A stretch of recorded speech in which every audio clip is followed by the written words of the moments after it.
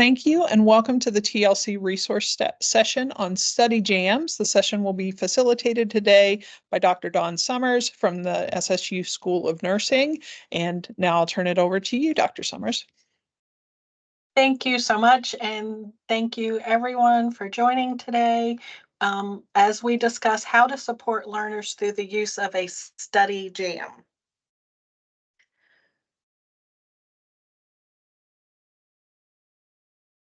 There we go. No? Uh-oh. Okay, there we go. There you go. For our agenda today, we were going to identify what a study jam is and why you would even be interested in offering one. We will also identify who should run the study jam, how to get student buy-in into the practice of study jams. So first we have to think about our students. Many students are overconfident about their long-term learning because they use passive study habits like rereading notes or highlighting text, methods that have been proven to be ineffective in fostering that long-term learning. But what it is effective in is creating a false sense to the student that they know the content or they've mastered the content. Educators, we know that the focus needs to be on positive long-term learning outcomes, and our hope is to encourage students to engage in constructive learning strategies that include routine study sessions, not just our students cramming the night before an exam like we know they do over and over again. Educators know that students have to change their time and effort spent on studies. But how do we accomplish this? We can't follow them around. We can't visit them at home. So one way that we can do this is the instructor-led study jam. This offers numerous benefits that contribute to the academic success and holistic development of the students.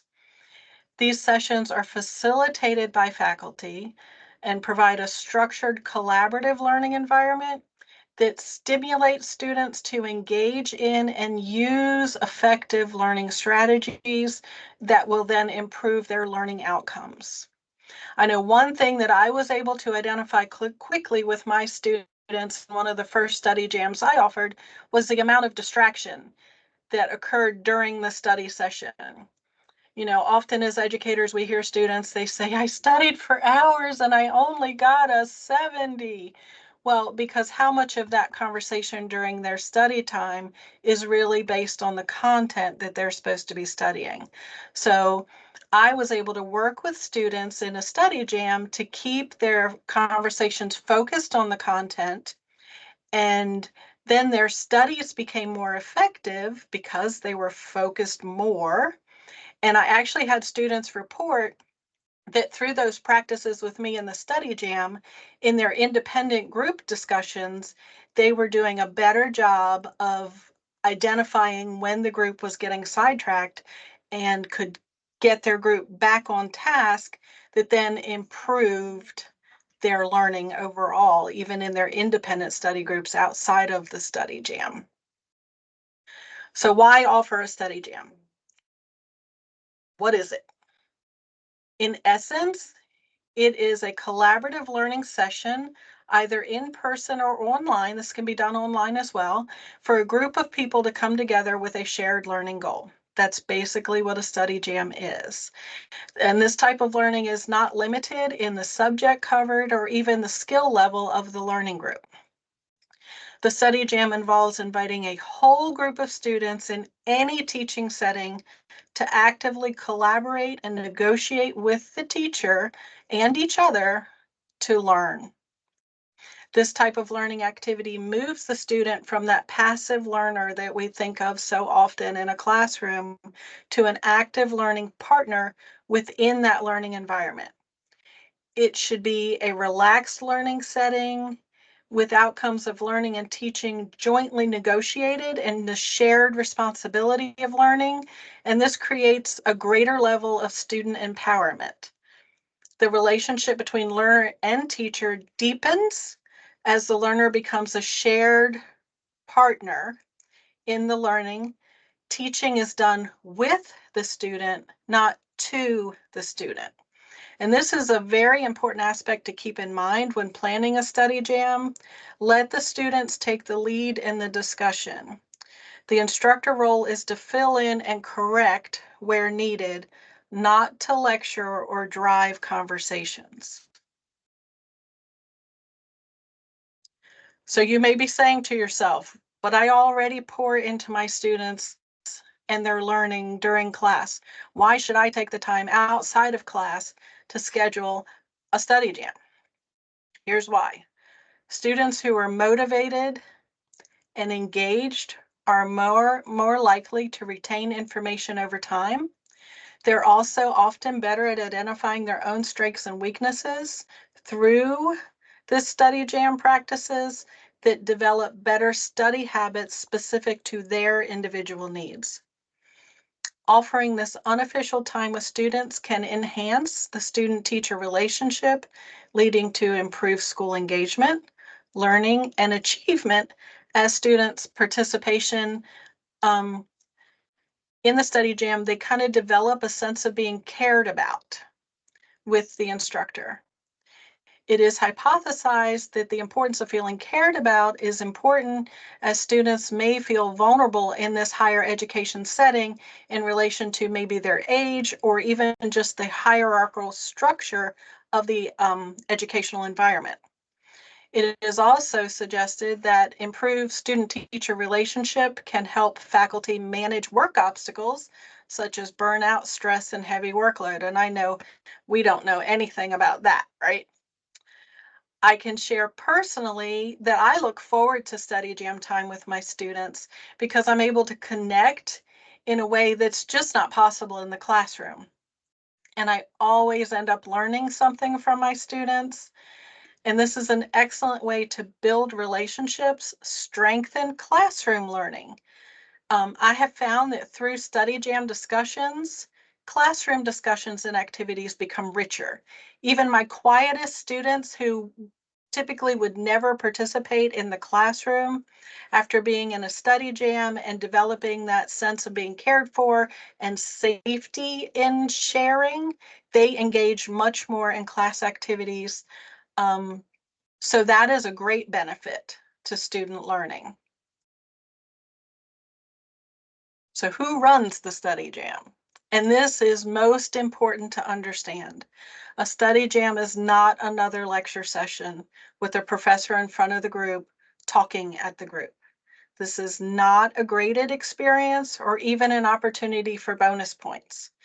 This is an opportunity for students to ask questions and have discussions, build relationships, and strengthen their learning for the sake of learning. A study jam is where students should take the lead as an equal in their learning journey. And this is a dialogue shift that not only changes power dynamics of the learning process, but also, again, will strengthen that relationship between the teacher and student. The teacher kind of has to trust their students a little bit and give them the lead, and the students have to trust the teacher to let them take the lead and be open to what the students are saying. This behavioral engagement shift promotes deeper participation and contribution to the learning environment, and this fuels the students' passion for learning. Through effective engagement, feelings of pride, curiosity, enthusiasm, students then find the meaning behind their academic tasks and social interactions, making learning salient to the adult learner. Remember, to the adult learner, whatever they're doing has to have purpose, meaning, or you're not going to get their buy-in. So this action gives them that meaning. By allowing students to drive the discussion during the study jam, faculty are offered an opportunity for a formative assessment of learners' understanding and engagement with the content. You know, you kind of listen to what they're saying, and then when things are not quite right, that's when faculty can intervene to correct misconceptions or even to support positive engagement. And these discussions can promote a higher order of thinking with a stronger understanding of the content, meaning, and application of the academic tasks in the long run. Okay, so maybe I do want to do a study jam, but how do I get buy-in? How do I get my students to attend? And first and foremost, you have to buy in as the educator. Sometimes educators aren't comfortable with that shift in dynamic of the learning environment. So it is important for the educator to understand that it is okay to take a back seat, because before you can expect your student to buy in, you have to buy into that idea of learning as a co-created endeavor where all participants have responsibility in the learning process. The learning is not solely on the faculty's shoulders. The focus should be on trust and shared decision making with positive attitudes, language, and behaviors. This is a great way to diversify the learning process for each individual student need. Further fostering student engagement can improve curricular relevance, increase retention, nurture learning perseverance, and promote a work readiness in this transformative learning environment that will also offer some inclusiveness and belonging to the student. I have found for this process to work, it is best to present an opportunity for study jams at the start of the semester, like during class orientation. And if discussed in a positive way with a focus on the benefit to the learner, again, adult learner, why is this important to you? The learners will join at least to see what is this study jam all about. So like for instance, in my practice, I use study jams in my BSN pediatrics course because there's just not enough lecture time to cover everything that needs to be covered. So how did I get around that? I included a study jam. And on our very first day of class, I explained to the students, listen, this is a lot of content we have to cover in just a few short weeks. So once a month, typically a week before your exam, I'm going to hold a study jam. We discuss timing, what day is good for most of the group, what time of day, things like that. And then I find a place outside of our usual classroom and we hold a study jam. And because I present it right up front and give them the why, I will tell you that most times I have 100% attendance in all of my study jams. And I have even found if there's a time where a student can't attend, they're apologizing to me. I'm so sorry I have to miss. I don't want to miss this. So study jams can be very effective, and it's easy to get buy-in if you present it in a meaningful way to your student. And it's important to let the student know that this is an opportunity for students to think about what subjects they would like to discuss during a study jam. Again, like I said, I use mine a week before an exam. So they know they're preparing for their exam. I'm going to get Dr. Summers one-on-one or in a smaller group where I get to ask questions and not have to just sit and listen. Or you can think about if they have a project coming up. Maybe this would be a way where you can get students to appreciate getting help or clarification on the content that they need for their projects. It's important to let students know that this is their opportunity to have time with you, to ask questions and clarify information based on their needs. This co-creation approach can recognize that knowledge can be contingent and messy sometimes, but also accepting that students play an active role in this learning process. Students can make sense of what they're learning in a collaborative environment with not only their faculty, but also their peers using a study jam. So then it is important, so that this is successful, that you create an environment where students are truly partners in the learning process. Again, sometimes this is very difficult for faculty to let go of the wheel, take the back seat, but it is very, very important. I think it's important to find a meeting place that is outside of your regular classroom, and that kind of helps to change that dynamic because now you're in a different environment. In the beginning, interactions could feel a little strange, and students don't quite know what to do, especially if they've never attended something like this. So faculty may have to jump in and kind of start conversations, with leading things like, what do you think? Or why is this? and kind of get their thought processes started. But once they start, honestly, students roll with it, and the faculty can truly take a back seat. Um, so obviously, this co-creation opportunity doesn't guarantee full participation, right? Maybe some students won't attend. Okay. But what is important is that students understand that they have both the opportunity to participate and also the opportunity to not participate. It is important for faculty to use methods of discussion that appeal to a diversity of students, recognizing students' previous experience in a welcoming way, and that this is an open to all learning environment.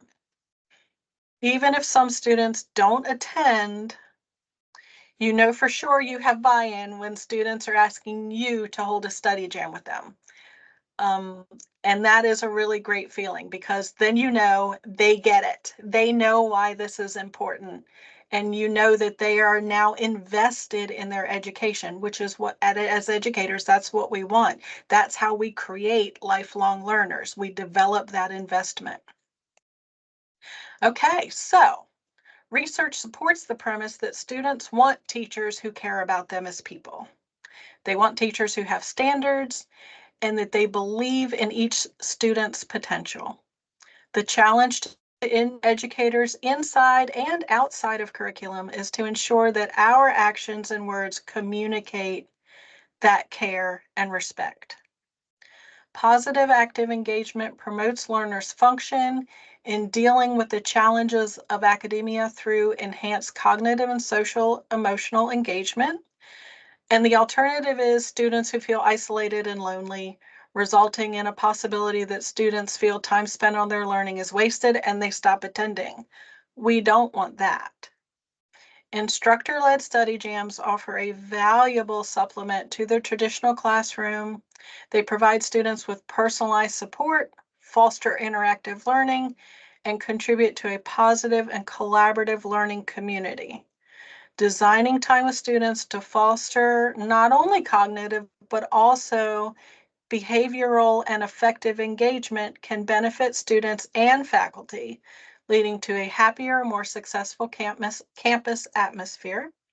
And that ultimately enhances the overall education experience for everyone involved.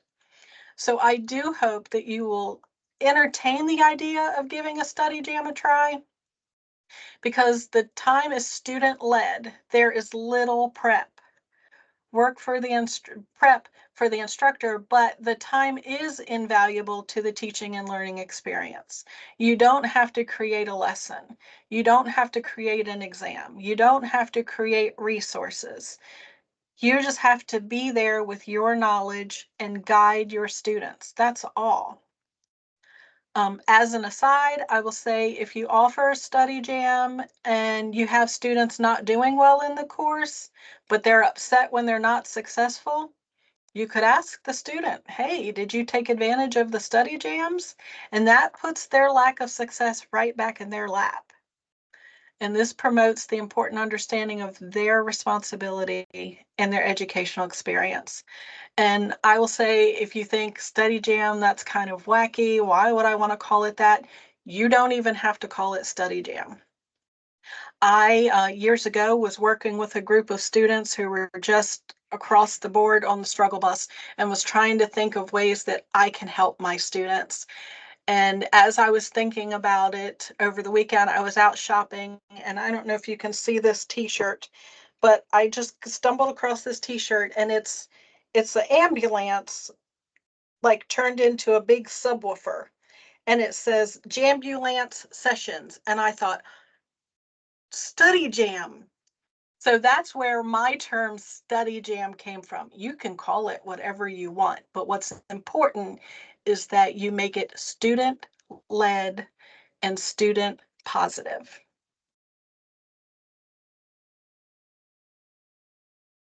So with that, I want to say thank you so much for your time, and I will entertain any questions or comments that you have for me. So you do this monthly, right? Roughly, is that what you said? Roughly, it works out to be about once a month. Yes. How is the logistics? You just go to, you do different, one per class, one period. Um, and like, how does the logistics of saying, hey, what do you think about what time can you meet? How big are the class? Like, how does that coordinate? Like, if I got S- like 40 students who can't stand math in my co-rec college algebra at 8 in the morning, uh, I'm just trying to see how that process would be. Do you typically have them at night, during the day, or just anything sort of about the logistics of you know, what percentage of students go to it? How often are they? Do you do one study jam for all your classes at the same time, or different ones? Now, I try to keep my classes separated. And that helps to aid the discussion in the study jam. You know, if you have two different Mhm. foci, the conversation can get really overwhelming. And again, the timing is based on what's best for most of the group. Whenever you have a group of people, you're never going to get everybody available at the same time. And that's why when I'm introducing the study jam, we look at our schedules. Where do we have a window of time where most people are available? And then that is the window that we use to try to study this, to try to schedule the study jam. Mm. And then we'll schedule them at least the first one of the semester right there in that discussion.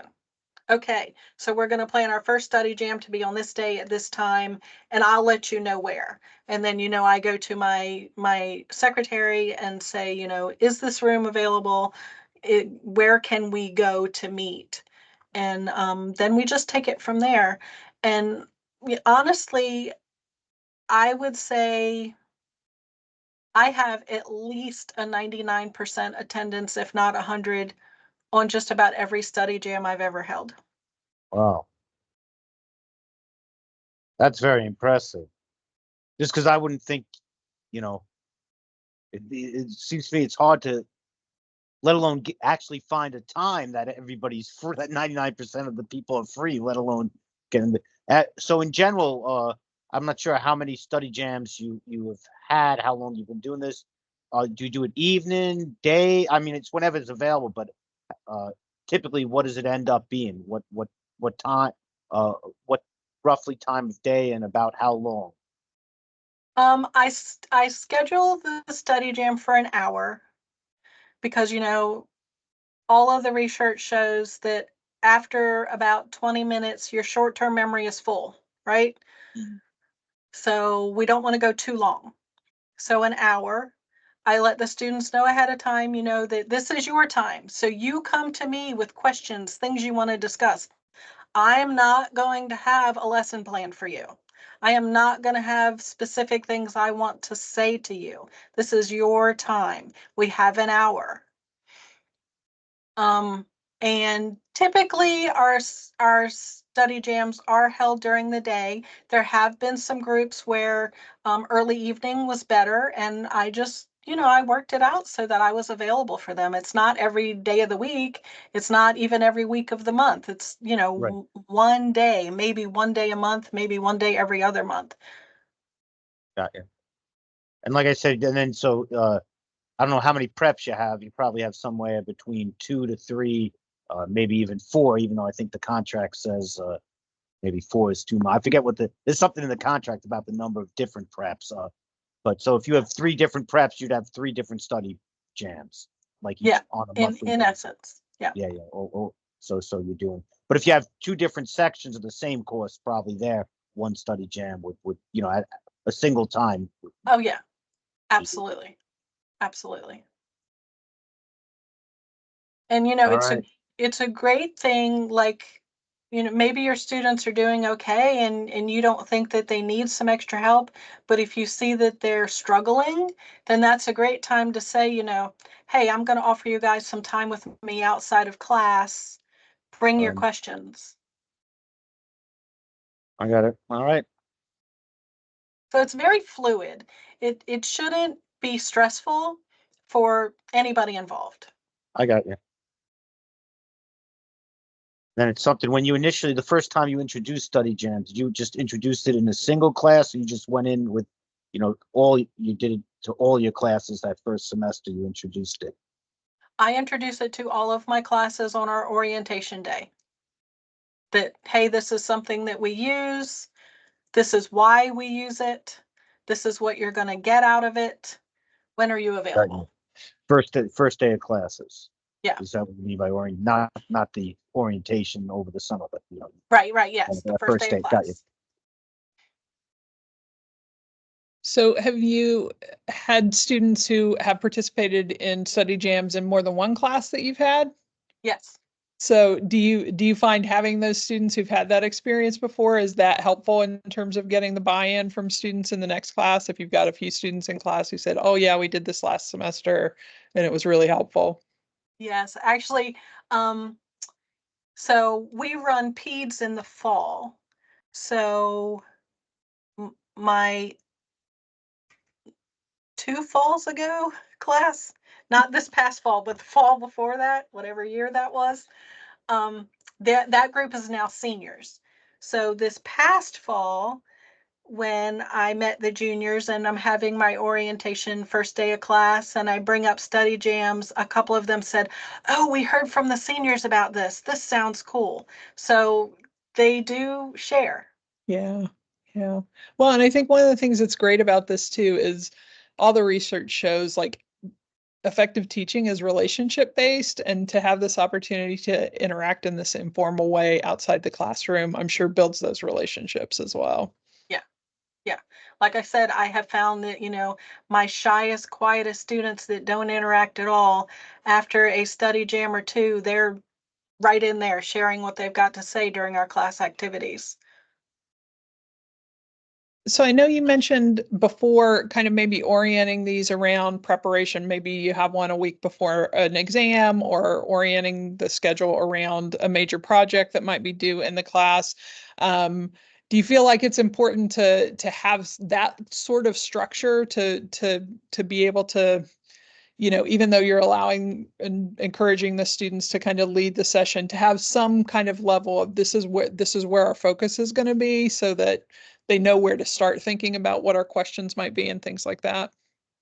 I think yes. Like if you're having a study jam just to have a study jam, come one, come all, then obviously it can be much more fluid. But especially in nursing and with our schedule constraints, you know, my purpose is to give students some extra time that I don't have in their schedule, specifically like to plan for their exam. So again, this is such a fluid tool that it can really be anything you want it to be or that you see your students need from you. Do we have any more questions?